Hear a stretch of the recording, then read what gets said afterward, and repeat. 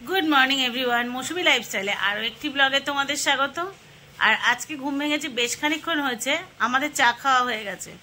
মাম মিঠির ঘুম এখনও ভাঙেনি, যদিও মিঠি বিছানা ছেড়ে উঠে এসেছে, কিন্তু মাম এখনও ঘুমাচ্ছে। আসলে এই বর্ষা বর্ষা ওয়েদারে কারো কি বিছানা ছাড়তে ইচ্ছা করে বলো? আর এদিকে দেখবে, দাঁড়াও দেখাচ্ছি।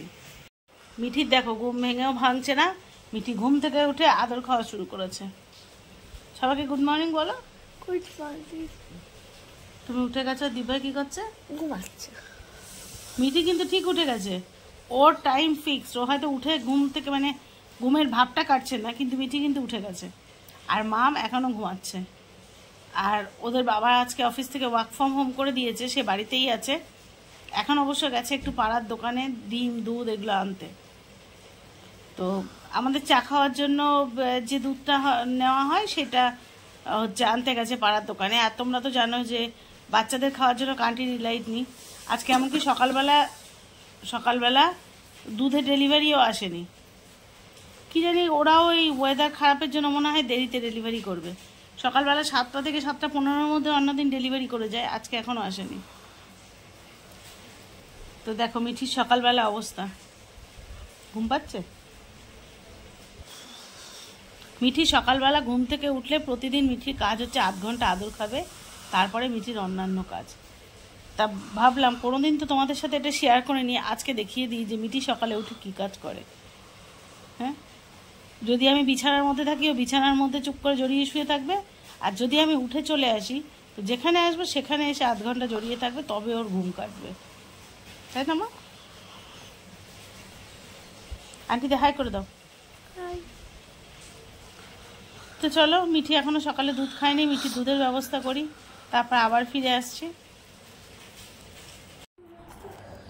তো দেখো, কাল রাত্রে আমরা যখন লাস্ট শুলাম, তোমাদের সাথে যখন ব্লগে লাস্ট কথা বললাম, তখনও কিন্তু অত জোরে ঝড়টর নেই। কিন্তু সেই সকালবেলা থেকে সেই যে বৃষ্টি শুরু হয়েছে, এবং বেশ মুষলধারে, কখনো একটু কমছে কখনো বাড়ছে, কিন্তু ওয়েদারটা এত ভালো লাগছে না। আর সেই জন্য আজকে বাড়ির লোক মানে শুরু করেছে খিচুড়ি খাবে। দেখো, দরজাটা অবশ্য খুলিনি, মানে বারান্দার যে দরজাটা খুলিনি, কিন্তু কি ভালো লাগছে দেখো দেখতে। আর আমাদের বাড়িতে দেখো, এই একটু পাশ দিয়ে করলাম, মেয়েটা বড়টা ভেজার চেষ্টা করছে, একবার ছাদে যাচ্ছে একবার বারান্দায় আসছে, কোনোভাবে কথা শুনছে না। আসলে নতুন বৃষ্টির জল সবারই ভালো লাগে।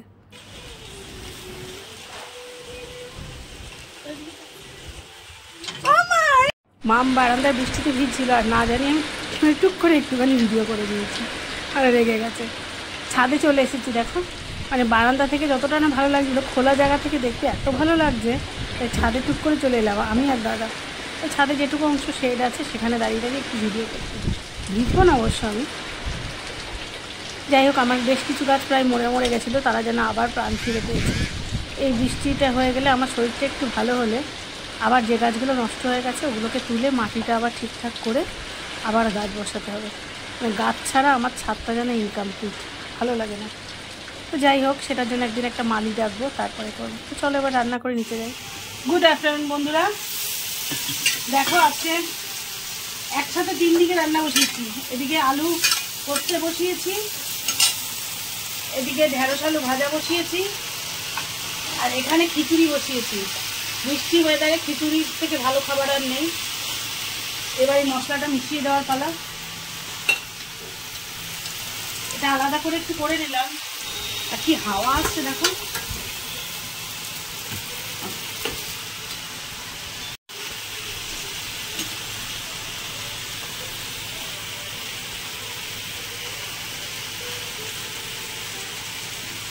বর্ষার দিনে খিচুড়িটা ভালোই লাগে খেতে, তাই না বলো? আর এটা গোবিন্দভোগ চালের খিচুড়ি, এটা একদম পিওর গ্রাম থেকে আনা সুগন্ধি চাল, গোবিন্দভোগ চাল। গোবিন্দভোগের। এটা হচ্ছে অর্গানিক। এটা দেশি নাম হচ্ছে কর্পূর কান্তি। গোবিন্দভোগের অনেকগুলো ভ্যারাইটি থাকে, তার মধ্যে এটা কর্পূর কান্তি। আমরা জানি গোবিন্দভোগ মানে সুগন্ধি, তা নয়, গোবিন্দভোগেরও অনেক রকম ভ্যারাইটি থাকে। যাই হোক, ওকে জমিয়ে খাওয়া হবে, তোমরা দেখো। আজকে আমাদের নিরামিষের দিন। নিরামিষের দিনে কি করবো বলো? এদিকে পটল ভেজেছি, এটা ভাজা করছি, ঢেঁড়স আলু আর পাঁপড় ভাজবো। তো চলো রান্নাটা শেষ করে নিই, তারপরে তোমাদেরকে দেখাচ্ছি কি কি রান্না হলো ফাইনালি। শেষ হয়ে গেছে, চলো তোমাদের সাথে দেখাই কি। কিন্তু এখনো স্নান করে পারিনি, রান্না শেষ হয়ে গেছে। ভিজে ভিজে ওয়েদার, স্নান করতে হবে। তো এখন তো প্রচণ্ড বৃষ্টি হচ্ছে। চলো, বৃষ্টির দিনে উপযুক্ত রান্না হয়েছে, তোমাদের তো দেখালাম রান্নার সময়, তবুও আরেকবার দেখাই। গোবিন্দভোগ চালের খিচুড়ি। আজকে এটার মধ্যে যেটা মিস করছি সেটা হচ্ছে ফুলকপি। একটু ফুলকপি ছিল না, বাধ্য হয়ে ফুলকপি ছাড়াই করতে হলো, প্লেন আলু দিয়ে। আর তো ভাজা করেছি, তোমাদের দেখালাম। এই যে পটল ভাজা, আর ওপাশে ঢেঁড়স আলু ভাজা। আর এই যে পাঁপড় ভেজে রেখে দিয়েছি। পাঁপড় তো তোমরা জানো আমি কৌটোতে রাখি, যাতে মানে সেতিয়ে না যায়, সেই জন্য। আর কালকের ছিল আমের চাটনি, এটা এখনও আছে। আর একসাথে তো আমি দুদিনের করি। এই আর সাথে তো আছে পুজোর জন্য মিষ্টি নিয়ে এসেছিল। আজকে রসগোল্লা এনেছিল গোপালের জন্য। তো এক একদিন এক এক রকম মিষ্টি আনা হয়, আজকে রসগোল্লা ছিল, সেটা আছে। তো এই হচ্ছে আজকে দুপুরের মেনু। রাত্রে দুবেলা তো আর খিচুড়ি খাওয়া হবে না, যদিও খিচুড়িটা বেশি হয়েছে, থাকবে, খেলে হয়তো ওর বাবা খাবে, কারণ ওর বাবা খিচুড়িটা পছন্দ করে। কিন্তু রাত্রে বাচ্চারা আর খাবে না, তো রাত্রেবেলা দেখি আবার রাত্রে কিছু ব্যবস্থা করতে হবে। সকালবেলা তো রুটি করেছিলাম, আর কালকে তরকারি এক্সট্রা ছিল, তোমাদের দেখিয়েছিলাম। তরকারিটা রাখা ছিল, সেটা গরম করেছিলাম, ব্যাস সকালে হয়ে গেছে। সকালে তরকারি করতে হয়নি। দুপুরে এই হলো, রাত্রেবেলা আবার দেখা যাক কী করি। তো যাই করি না কেন তোমাদের সাথে শেয়ার করব। চলো টুক করে চানটা করে আসি, তারপরে আবার আসছি। আর এই দেখো আমি রান্না করেছি, আর রান্নাঘরকে ক্লিন করছে, দেখো একটু তাকাও। দাদার আজকে ওয়ার্ক ফ্রম হোম, তো বাড়ি আছে। এইটা ওয়ার্ক ফ্রম হোম না, এখন স্নানের সময়, তো সেই জন্য এখন তো আধ ঘন্টা ব্রেক আছে। আর বাড়িতে থাকলে এই কাজটা আমায় করতে হয় না, এটা যে করছে তারই এটা কাজ, এটা আমায় করতে হয় না। করি এটা, আমাকে ও করতে বলে না, কিন্তু এই রান্নাঘরে গ্যাসটা পরিষ্কার থাকলে দেখতে ভালো লাগে, এই আর কিছু না। পিতপিতানি আছে, তো বাড়ি থাকলে ওই জন্য আমাকে রান্নাঘর ক্লিন করতে দেয় না, ওটা নিজেই করে। আমি বললেও বরং চিৎকার করে আমি যদি করতে যাই। মানে ওই বাসনগুলো কলে ভেজাচ্ছি, কলের আওয়াজ পেয়ে ওই সোফা থেকে চিৎকার করছে। বারণ করেছি তো, মানে পোষাবে না আমার কাজ, সেই জন্য ওখান থেকে চিৎকার করে উঠে তাড়াতাড়ি চলে এলো। কাজ করছিল বসে বসে, এবার ওগুলো পরিষ্কার করে তারপরে সেও যাবে স্নানে, তারপরে খেয়ে দিয়ে আবার কাজে বসবে। তো চলো আমিও স্নান করে আসি, কারণ সবাইকে খেতে দিতে হবে। স্নান টান করে নিয়েছি, নিয়ে বসে বসে পাঁপড় খাচ্ছি, গান দেখছি। আসলে দাদা পরিষ্কার করে স্নান করতে দেরি হয়ে গেছে, ও স্নান করে এলে তারপরে একসাথে খাবো। মাম্মিটিকে সবে খেতে দিলাম, ওরা খেতে লাগুক, তারপরে আমরা দুজনে বসবো। তো চলো একটু তারপর খেয়ে দিয়ে উঠে একটু ঘুমাবো, তারপরে ফেরত আসছি। সন্ধ্যাবেলা ঘুম থেকে উঠলাম, অনেকক্ষণ ঘুমিয়েছি, দুপুরে খুব ভালো ঘুমিয়েছি। ঘুম থেকে উঠলাম, উঠে ভাবলাম যে মিঠির না দুপুরবেলা এই কানের পাশটা ব্যথা করছিল, মনে হয় ঠান্ডা লেগে কানের পাশটা ফুলেছে। একটু দেখি নুন পুটলি চেক করে ওর কানের এখানটা সেঁক দেবো, তার আগে ওর জন্য দুধ জাল দিতে এলাম। ওই দেখো চলে এসছে।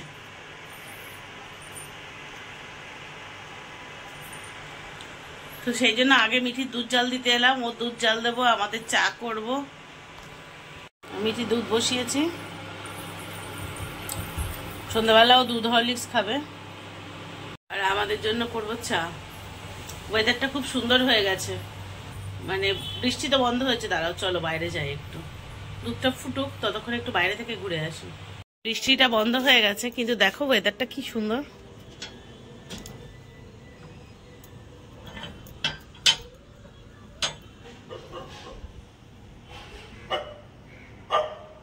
শান্ত স্নিগ্ধ একটা পরিবেশ, আর আমার গাছগুলো যেন আরো চকচকে হয়ে গেছে সুন্দর আলোতে।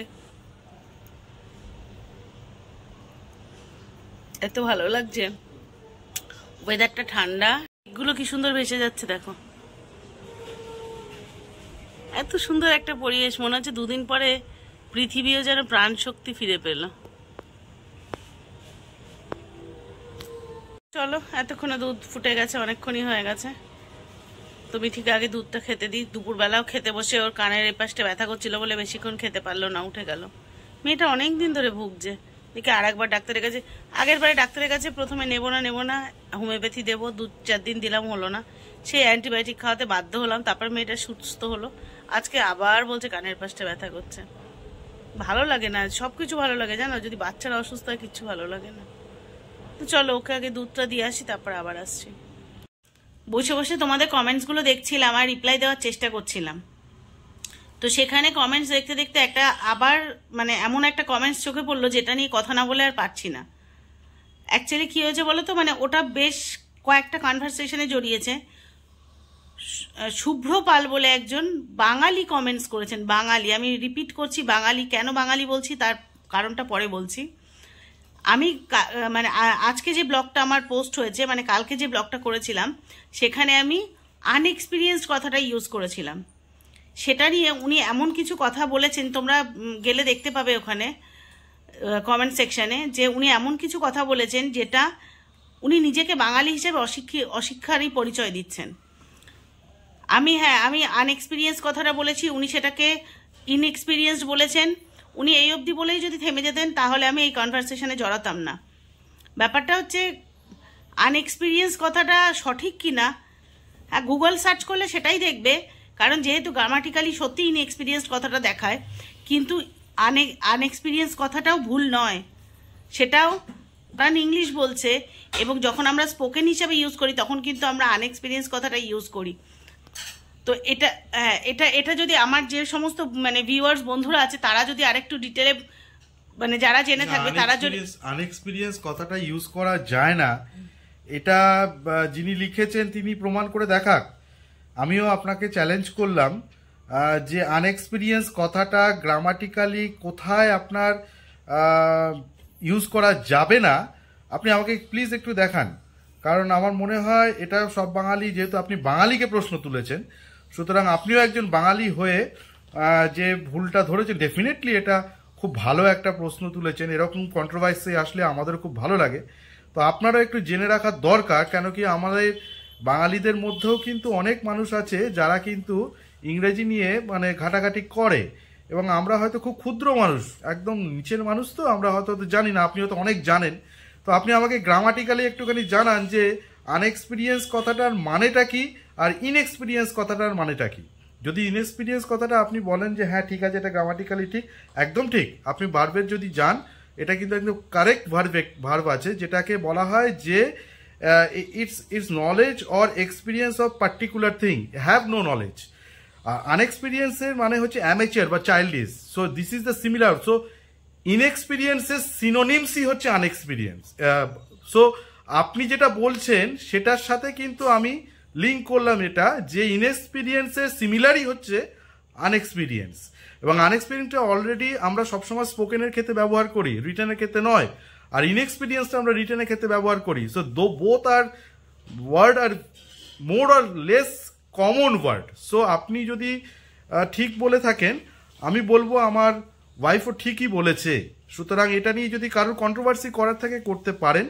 হ্যাঁ গ্রামাটিক্যালি যদি বলেন যে হ্যাঁ ইনএক্সপিরিয়েন্স কথাটা হচ্ছে একদম অ্যাপ্রোপ্রিয়েট 100% গ্রামাটিক্যালি ঠিক, but unexperience is not the wrong word. So this is my thing. তো এটা নিয়ে এত কথা বলতাম না যদি কিনা আপনি বলতেন যে বাঙালিরা অন্য কোনো জায়গায় গিয়ে কাজ করার যোগ্যতা তাদের রাখে না, বা তারা হচ্ছে নার্সারির বাচ্চা পড়ানোরও যোগ্য নয়। তো এই জায়গাটাতেই আমার এই প্রতিবাদটা। আমার বাকি ভিউয়ার্সরাও এর উত্তর দেবেন আশা করি, কারণ তারা প্রতিটা জায়গায় যেখানে মনে হয়েছে ভুল তারা কিন্তু রুখে দাঁড়িয়েছেন, প্রতিবাদ করেছেন।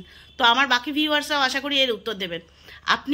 আমি নামটা এই কারণে প্রথমেই বললাম যে আপনি একজন বাঙালি, কারণ আপনার টাইটেলটা পাল দেখলাম। আপনি বাঙালি হয়ে যে পশ্চিমবঙ্গে জন্মেছেন সেই মানুষটা কখনোই ছোট করতে পারেন না নিজের রাজ্যকে, এটা কখনোই আপনি করতে পারেন না।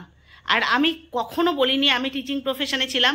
হ্যাঁ আমি কলেজ লাইফে স্টুডেন্ট পড়াতাম, টিউশন পড়াতাম, এবং আমি বর্তমানে বারবার বলেছি আমি সোশ্যাল ওয়ার্ক ফিল্ডে দীর্ঘ 22 বছর কাজ করেছি। হ্যাঁ বর্তমানে আমি শারীরিক অসুস্থতার কারণে কিছুদিন মানে কোনো কাজের সাথে যুক্ত নই, তাই জন্যে আমার ব্লগিং করা।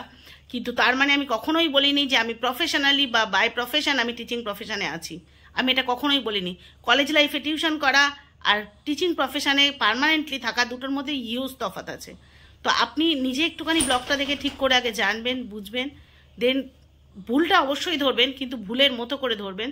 সেটাকে এমন কোনো পর্যায়ে নিয়ে যাবেন না যেখানে আপনার নিজের বা আপনার জাতির ছোট হয়। আপনি যে স্টেটেই থাকুন না কেন, বাঙালিরা এখন পৃথিবীর যে কোনো মানে বড় বড় জায়গায় গিয়ে তাদের নিজেদের ক্ষমতার বলে তারা প্রতিষ্ঠিত হয়েছেন। তো সেখানে আপনি বাঙালিকে ছোট করতে পারেন না, পারেন না। এটা আমি স্ট্রংলি বলছি, আপনি পারেন না। আপনি কোন স্টেটে থাকে? আপনি এমন কোন স্পেশাল স্টেটে আপনি কোন স্টেটে থাকেন যে স্টেটে আপনি বলছেন যে ওই স্টেটে গেলে নাকি আমার এই ইংলিশ চলবে না? কোন স্টেটে থাকেন আপনি? আপনি জানেন আই এর পর ইজ বসে কখন বসে জানেন? আমাকে জানান আই এর পর ইজ কখন বসে, আপনি জানান দেখি। এবং এটা 100 না 200% আপনাকে গ্রামাটিক্যালি ঠিক দেখাবো। আপনাকে আমি চ্যালেঞ্জ দিলাম, আপনি পরের কমেন্টস পাঠান আই এর পর ইজ কখন বসে। আপনি একটা সেন্টেন্স করে দেখান আমাকে, আই ইজ সামথিং একটা দেখান। কি আইটা বলে দিচ্ছি আপনাকে, শুনুন, জেনে রাখুন। আই এর পর ইজ তখনই বসে, আই ইজ এ প্রোনাউন।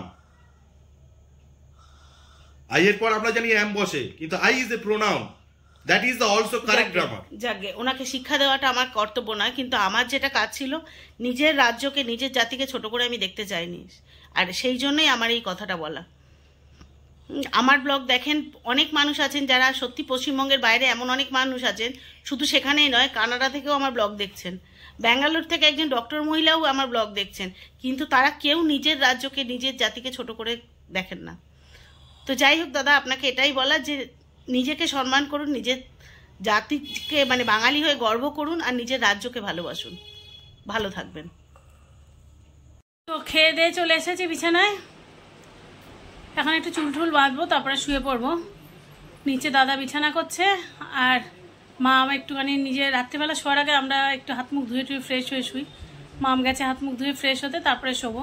তা ভাবলাম ভিডিওটা এন্ড করা হয়নি, তখন একটু রেগেই গেছিলাম, পরে আর ওই জন্য ভিডিও করতে কন্টিনিউ করিনি। তো ভাবলাম যে চলো ভিডিওটা শেষ করি।